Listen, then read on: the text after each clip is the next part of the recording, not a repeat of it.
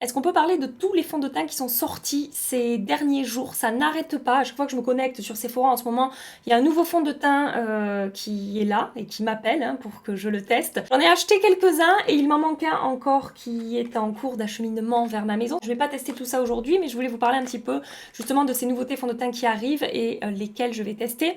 Donc, celui qui n'est pas encore chez moi, c'est le dernier de chez Hourglass. J'ai eu énormément de messages. Vous me demandiez si j'allais tester ce produit. Donc oui, j'ai commandé ces 4 autres fonds de teint là. J'ai le Power Fabric Plus de chez Armani, le Teint Idol Ultra Wear Care and Glow de Lancôme, le All Hour Foundation de Yves Saint Laurent et le Best Skin Ever Glow de Sephora. Et si vous vous demandez ce que je fous avec tous ces fonds de teint, je peux comprendre la question, parce que je peux comprendre que ça vous interpelle. Nous sommes ici sur une chaîne dont le thème principal c'est le test de nouveautés pour pouvoir vous aiguiller, pour pouvoir un petit peu vous expliquer ce que vous allez trouver dans les nouveautés qui sortent. Est-ce que ça peut vous correspondre ou pas? Est-ce que ça peut répondre à vos besoins, à vos attentes? Donc voilà, j'ai acheté ces produits-là et nous allons les tester au cours des prochaines vidéos. Aujourd'hui, j'ai envie de partir sur le Lancôme. Mais ce n'est pas la seule nouveauté que je vais tester. On va aussi parler de la nouvelle palette de Huda Beauty, c'est la Love Fest Obsession qui est là. Voilà, je vais vous montrer les swatchs, tout ça. J'ai commandé les nouveaux blushs de notre ami Patou qui sont sortis également sur Sephora. J'ai pris 2 teintes. Et j'ai aussi pris ce rouge à lèvres là de chez Dior qui m'a intriguée. C'est le Couleur Couture Intense sans transfert. Donc c'est un rouge à lèvres en raisin qui est apparemment sans transfert. Donc je vais tester ça aussi avec vous. Voilà pour le programme de cette vidéo. Donc je vais commencer par le maquillage des yeux. Donc on va d'abord parler de la Love Fest Obsession de Huda Beauty qui coûte 29,90 € sur le site de Sephora. Concernant le grammage de cette palette, on a 7,02 grammes en totalité, ce qui fait 0,78 grammes par fard parce que je sais que selon les palettes de Huda Beauty, le grammage peut énormément varier quand le prix, lui, restera plus ou moins le même. Je sais que c'est un sujet un petit peu, un petit peu croustillant par rapport aux palettes Huda Beauty. Donc voilà, vous avez la quantité. Et on va laisser les pimpons passer. Au niveau du packaging, on a un bel effet 3D là sur le devant de la palette. Et concernant l'harmonie des teintes, écoutez, on est sur une harmonie de teintes chaudes. On a 6 mats et 3 lumineux. Les 3 lumineux ont chacun un fini différent. On a celui-ci qui a une base métallisée, qui est également scintillant. Est-ce que ça fait un bon focus? Oui, j'ai l'impression.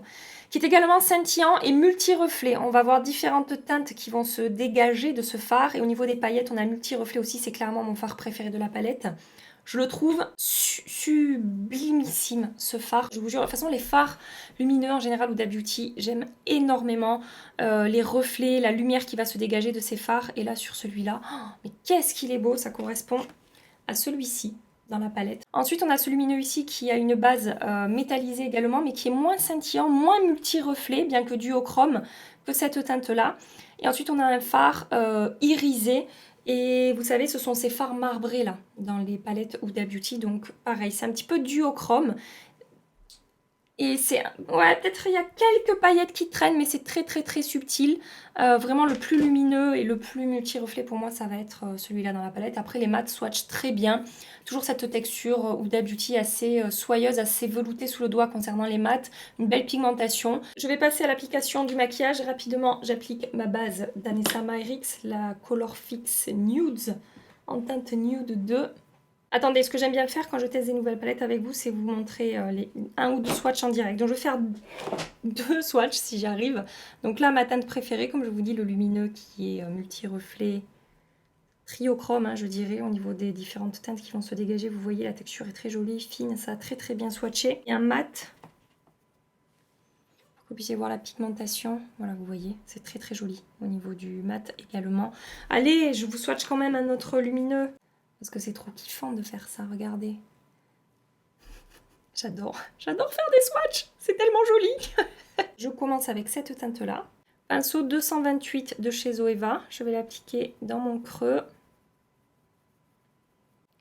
Et dans mon coin externe également. Ouais, j'en avais prélevé vraiment un tout petit peu sur le premier coup de pinceau. Je me disais, ah tiens, ça ressort pas énormément. En fait, non, c'est juste que j'avais pas mis assez de fard, puisque pour le deuxième coup, vous voyez que ça ressort très très bien sur ma paupière. Donc pour ce fard mat là, j'ai rien à dire. Ça s'est bien passé, bien estompé, bien étiré, pas de démarcation. Tout va bien. Je prends maintenant le fard qui est ici. Pinceau 127 de Zoeva. Je vais intensifier mon coin externe avec cette teinte un petit peu, commencer à construire mon coin externe. J'y vais doucement. Je veux pas que ça soit trop intense. Enfin, je préfère le construire petit à petit, quoi. Je remonte un petit peu dans mon creux, au-dessus de mon creux. Avec un pinceau 231 de Zoeva, j'intensifie un petit peu plus mon coin externe de manière plus précise. Toujours avec la même teinte. Hein. Ce fard marron foncé, je vous conseille d'y aller comme j'ai fait petit à petit. Je pense que c'est pas la teinte la plus facile à travailler, mais sur des teintes foncées comme ça peut arriver. Ça fonctionne, hein, mais il faudra bien flouter les bords, voilà, bien faire attention qu'il n'y ait pas de démarcation, en fait. Je prends un autre 231 de Zoeva et je prends le lumineux qui est ici. Et je vais, encore une fois, venir travailler mon coin externe. Il est joli, hein. Alors, c'est pas extrêmement métallisé, en tout cas là, au pinceau et même au swatch, hein. Ça reste un fard irisé, mais la texture est très fine. Il y a quand même plusieurs reflets qui vont se dégager de cette teinte. Waouh, c'est joli, hein. Franchement, c'est joli. J'ai vu plein de revues positives sur cette palette et j'ai eu des retours également très positifs où les gens, en fait, sont vraiment pas emballés au premier abord par la palette ou genre en mode oui, bon, voilà, toujours pareil. Et au final, la conclusion à chaque fois des vidéos ou des revues, c'est en fait, purée, elle est super jolie cette palette, je m'attendais pas à ça, je suis super contente, etc. Donc globalement, ouais, c'était quand même assez positif de ce que j'ai pu voir sur cette palette. Je prélève la même teinte au doigt pour pouvoir intensifier maintenant que j'ai travaillé les contours du make-up, intensifier un petit peu plus sur la paupière. Voilà. Maintenant, je vais prélever au doigt cette teinte ici. Regardez ça. Regardez sur mon doigt. Que c'est joli. Et je vais appliquer ça sur la première moitié de mon œil. Enfin, la première partie de ma paupière mobile. Je pense pas que vous vous rendrez compte de tous les reflets qu'on va retrouver dans ce fard. À la fois, on a pas mal de rose qui se dégage et quand je tourne ma main comme d'hab, hein, pour voir différentes couleurs, le rose s'estompe complètement, et ça, enfin complètement s'estompe, et ça devient doré, presque un tout petit peu bronze clair en fait. C'est assez particulier comme couleur. On commence à en voir pas mal quand même des fards triochrome passer un petit peu dans toutes les marques. Et là, je trouve qu'il est quand même assez original finalement celui-là. Je réintensifie un petit peu avec le violet foncé là, lumineux que j'avais appliqué dans mon coin externe. Je fais la transition. Je reprends un petit peu de cette teinte-là, là, le marron que j'avais appliqué dans mon coin externe. Et je vais l'étirer légèrement dans mon creux là, pour apporter un peu plus d'intensité.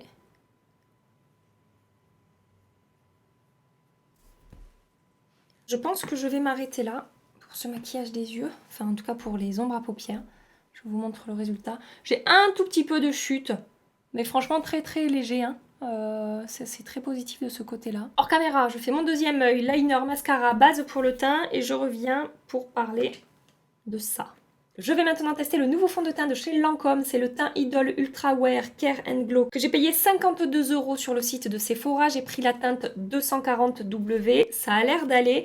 Vous connaissez mon amour pour l'anti-cerne Lancôme, teint Idol Ultra Wear All Over Concealer, même gamme, donc j'ai beaucoup d'espoir. Et il paraît que le premier fond de teint Idol, que je n'ai jamais testé, est vraiment génial. J'ai toujours eu des retours positifs sur ce fond de teint, donc j'ai beaucoup d'espoir par rapport à celui-là. Je vous montre la teinte tout de suite, je vous parlerai des promesses en même temps que j'applique le fond de teint. Donc teinte 240W, texture ni trop liquide ni épaisse, c'est un petit peu un entre-deux on va dire. Et j'ai déjà appliqué ma base de chez Revlon. Je vais commencer par l'appliquer sur la première moitié de mon visage, comme ça on pourra faire un avant-après. Donc, ce produit, comme la plupart des produits teints qui sortent anti-cerne et fonds de teint ces derniers mois, c'est un fond de teint qui est infusé de soins. Il y a de l'acide hyaluronique à l'intérieur pour le côté hydratant. Et ils disent aussi qu'il y a de l'acide mandélique. Alors c'est la première fois que je vois moi ce terme-là au niveau des soins. L'acide mandélique, apparemment qui a une action sur le grain de peau, qui va affiner le grain de peau au fil des jours. La teinte, comme je vous disais, ça va à peu près, c'est peut-être un petit peu foncé, mais écoutez, ça va largement passer pour faire les essais de ce fond de teint. Il s'applique hyper facilement. Franchement, en quelques coups d'éponge, ça fusionne avec la peau. Ouais, ça fait pas d'effet de matière. C'est très très facile à travailler. Je pense que vous en êtes rendu compte. Je pensais que ça serait bien plus glowy que ça, mais finalement, je trouve que ça a une lumière assez naturelle. Apparemment, il est longue tenue, donc sans transfert. Et voilà, il tient... Combien ils disent qu'il tient? 24 heures. Au niveau de la couvrance, je dirais que c'est léger à moyen. Ça a atténué mes premières rougeurs, mes premières imperfections. C'est pas une couvrance ultra ultra légère. Je trouve quand même que ça a bien unifié mon teint. Ça a correctement corrigé mes premières imperfections. Après, sur des grosses imperfections qui sont plus rouges, il faudra faire de la correction un petit peu plus ciblée. Mais ouais, ça apporte quand même vraiment bonne mine. Je vous fais un Zoli Zoom, et puis voilà, je bousille l'application de mon fond de teint. Hein. Je vous fais un joli zoom pour que vous puissiez voir le rendu sur ma peau. C'est très très joli au niveau de la texture. Au niveau de la lumière, c'est naturel. Je suis pas trop inquiète. Du coup, au niveau de la lumière, je pensais que ça serait plus glowy que ça, parce que j'ai la peau mixte. Donc franchement, c'est bien que ça soit pas plus gras ou lumineux que ça au niveau de la texture. C'est pas gras du tout d'ailleurs. Et bon, après, ça laisse une texture de peau hydratée, c'est pas velouté du tout. Et au niveau de l'effet de matière, il n'y en a pas. Ça s'est très bien fondu sur les ailes du nez, ça s'est très bien fondu sur mes zones critiques ici autour de ma bouche. C'est très naturel et effet seconde peau, je suis tout à fait d'accord, ça n'a absolument pas marqué mes pores. Et écoutez, pour l'instant, j'ai changé de chaise, j'ai une chaise qui roule. Je vous préviens, vous risquez de me voir faire des choses comme ça dans mes vidéos. Maintenant que j'ai changé ma chaise qui roule, je sens que c'est comme si je flottais, vous voyez, sur quelque chose. Bref, excusez-moi, vous savez que je m'égare hein, régulièrement. Je vais appliquer la deuxième moitié, je vais un petit peu plus descendre dans mon cou parce qu'il y a quand même une petite différence au niveau de la teinte par rapport à mon cou. Je vous ai pas dit, il est quand même parfumé. Ouais, il est parfumé. C'est léger, c'est pas entêtant. Il y a certains parfums de marque de luxe comme ça qui peuvent être vraiment très parfumés. Ça peut être ça peut un peu arracher les naseaux, quoi, si on n'aime pas les produits parfumés. Là, c'est parfumé, ça se sent, mais c'est pas hyper violent comme parfum. Très très joli sur la peau. Écoutez, première application, j'en ai mis sur mes lèvres pour que vous puissiez voir le niveau de couvrance. Ça a quand même bien enlevé la couleur de mes lèvres. Donc vous voyez que la couvrance est quand même tout à fait correcte. Et le rendu est super joli sur la peau. Et ce qu'ils disent aussi par rapport à ce fond de teint, c'est qu'il est adapté à tous les types de peau. Peau sèche également, et en même temps c'est infusé de soins, et sensible. Pour les peaux grasses, j'applique mon anti-cernin, le teint idole justement de Lancôme en teinte 01. Pour les peaux grasses, écoutez, je vais voir comment ça évolue sur ma peau mixte au cours de la journée, on en reparle ce soir. J'applique mon anti-cerne, je poudre mon teint, je mets du bronzer, et je reviens avec vous pour les blushs patou. Ce fond de teint, pour l'instant, il me fait un teint de poupée. Je sais pas ce que vous en pensez, mais j'adore le résultat sur ma peau. J'ai un teint un peu filtre, vous voyez. Alors que la couvrance, c'est pas une couvrance forte, hein, mais c'est très très joli sur la peau. Écoutez, j'ai vraiment hâte de voir comment ça va tenir. J'espère vraiment que ça va bien tenir. C'est très prometteur pour l'instant. Produit suivant que je vais tester avec vous, ces jolies choses-là de chez Pat McGrath. Il s'agit des Skin Fetish Divine Blush Duo qui coûtent 43 € sur Sephora. J'ai pris deux teintes. La teinte que je vais utiliser aujourd'hui, c'est Paradise Glow. Et la teinte ici que je testerai plus tard, c'est la teinte Divine Rose 2. Si vous me connaissez un peu, vous connaissez mon amour pour les blushs Pat McGrath, hein, clairement, voilà, ils font partie des plus beaux blushs que j'ai pu tester. J'ai swatché les deux teintes séparément ici, la teinte la plus claire et la teinte un petit peu plus foncée. L'idée, c'est de soit appliquer les teintes séparément, soit de les mélanger. Ce que je vais faire, c'est que je vais mélanger un petit peu les deux teintes avec mon pinceau numéro 4 de It Cosmetics. J'ai l'impression quand même que c'est plus pigmenté que les premiers blushs qui étaient sortis chez Pat McGrath. Donc, on va voir. Regardez le glow que c'est en train de m'apporter. Parce que j'ai appliqué une poudre matin, donc ça avait quand même pas mal matifié le fond de teint. Et en fait, c'est en train de me remettre un petit peu de glow. Bon, avec ce pinceau, ça se passe quand même très bien. Je confirme par contre, alors c'est peut-être la teinte foncée au milieu qui fait ça quand même, qui est assez foncée. Mais j'ai l'impression que c'est bien plus pigmenté quand même que les premiers. En tout cas, là, comme ça, l'application, c'est très très très joli. J'ai pas eu de mal à le diffuser, à l'estomper. C'est bien fondu à la peau. J'ai un joli glow sans paillettes. Oh, c'est trop beau. Franchement, j'adore. Moi, j'en ai appliqué 3 tonnes comme d'habitude. Oh, c'est pas possible, je fais ça à chaque fois. En fait, je parle, je regarde ce que je sais pas, je regarde la texture, je fais attention plutôt à ce qui se passe sur ma joue, mais je fais pas attention à la quantité de produits que j'applique. Et je continue à en appliquer, en appliquer, en appliquer. Et après, je me retrouve avec 3 tonnes de blush et je vous dis, ah, j'en ai trop mis, maintenant il faut que j'estompe. Ah bah ouais. Si t'es con, c'est sûr que c'est plus compliqué la vie. Je ferai les ajustements à la fin. Quand j'aurai terminé mon maquillage des yeux, j'aurai appliqué le rouge à lèvres, on verra si j'ai besoin de rajouter ou d'enlever du blush.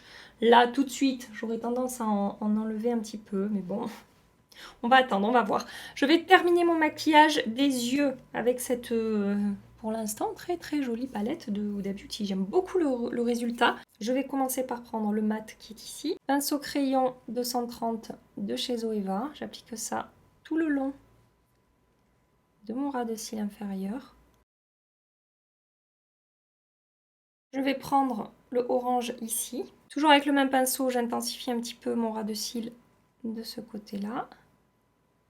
Et je rejoins le coin externe, ici. Je prends ce lumineux qui est ici, avec un pinceau biseauté de la marque Beauty Bay. Je l'applique dans mon coin interne et j'étire vers l'extérieur.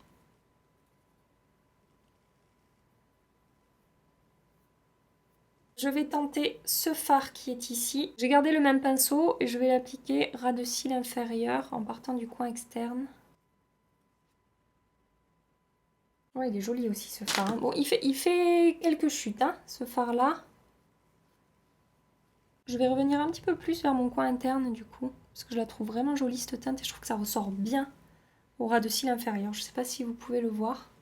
Dans ma muqueuse, je mets un crayon d'Anessa Myrix, vous savez les crayons duochrome, triochrome là, en teinte améthyste, qui est un violet bronze avec des reflets un petit peu verts. Vous savez ces couleurs un peu scarabées là.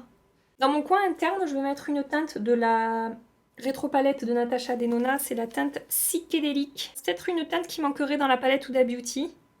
C'est une teinte un tout petit peu plus claire pour faire des touches de couleur ou une paupière mobile un petit peu plus, ouais, un petit peu plus claire quoi. Mascara ras de cils inférieur.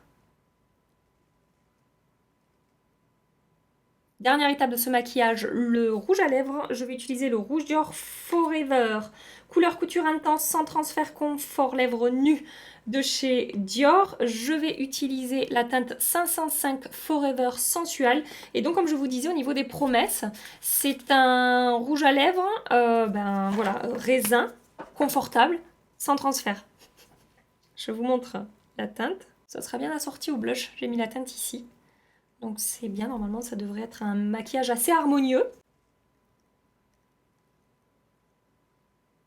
Je vous ai pas dit son prix, il coûte 45 €. On est chez Dior, hein, c'est pas donné.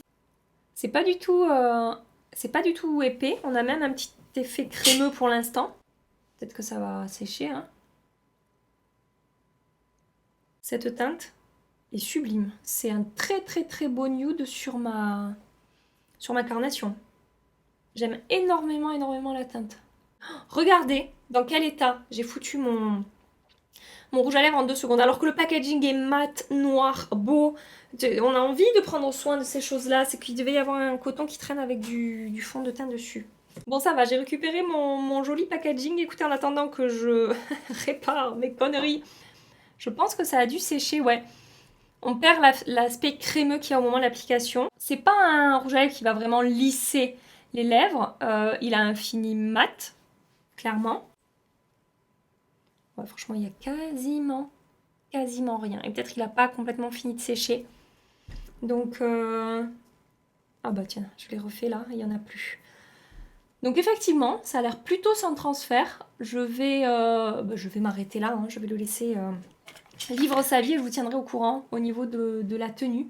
Mais j'adore la teinte. Et franchement, la texture pour l'instant, je sens quand même que j'ai un rouge à lèvres sur les lèvres. Il y a des rouges à lèvres qu'on ne sent pas. Là, vu que c'est une texture mate quand même et plutôt sans transfert, Je sens un petit peu que c'est mat sur mes lèvres. Vous voyez ce que je veux dire? Mais ça fait pas cartonneux, ça fait pas épais du tout, ça colle pas, c'est pas désagréable. Je vous montre le rendu final de ce maquillage sur mon teint. J'adore le fond de teint. Franchement, c'est canon.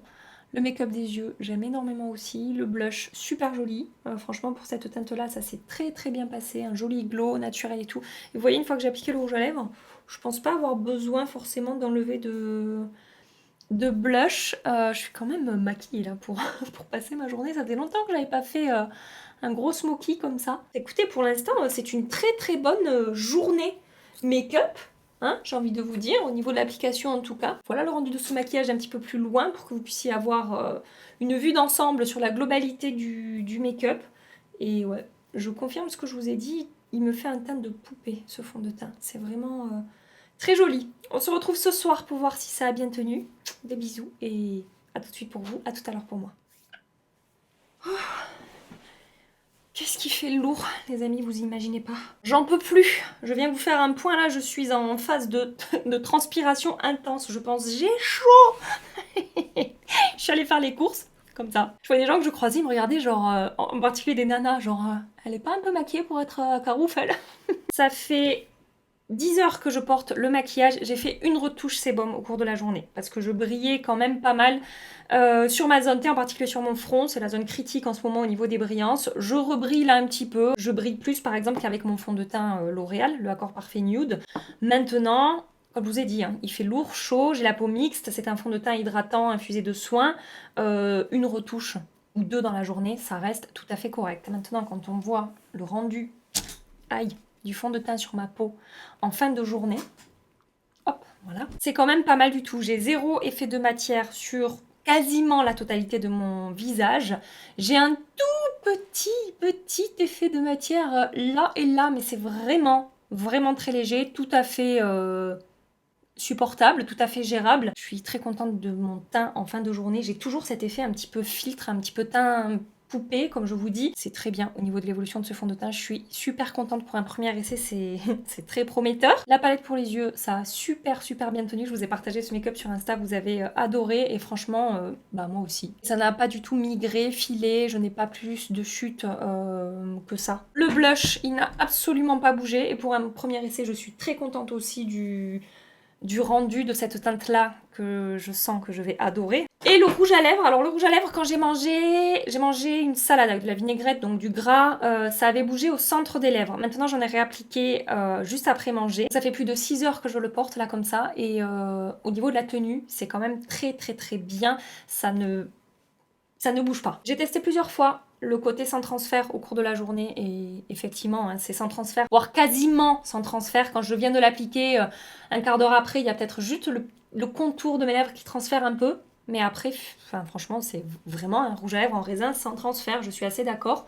Juste, la remarque que je peux faire, c'est que si vous avez les lèvres un petit peu sèches ou pas mal striées, que vous avez pas mal de ridules sur les lèvres ou quoi, ça peut, je pense, marquer un petit peu. C'est pas une texture qui va lisser et flouter les lèvres. Faudrait que j'essaye avec une base en dessous, comme la base de chez MAC ou de Linda Alberg, apparemment elle est super aussi. Maintenant, je ne l'ai pas trouvé désagréable à porter, je ne l'ai pas trouvé épais, juste on sent que j'ai une matière mate sur les lèvres. Voilà, écoutez, je vais me tamponner un petit peu la gueule. Excusez-moi. Regardez ce teint en fin de journée, franchement, je suis super contente. Bref. On en reparle ici ou sur Instagram. Rejoignez-nous sur Instagram si ce n'est pas encore le cas. Je vous partage pas mal de choses là-bas. Et j'espère que ça vous a plu. Vous pouvez liker si c'est le cas, vous abonner si vous voulez qu'on continue les aventures ensemble. Et en attendant ma prochaine vidéo, je vous fais des milliards et des milliards de bisous. Voilà. Prenez soin de vous et à très bientôt. Bye bye.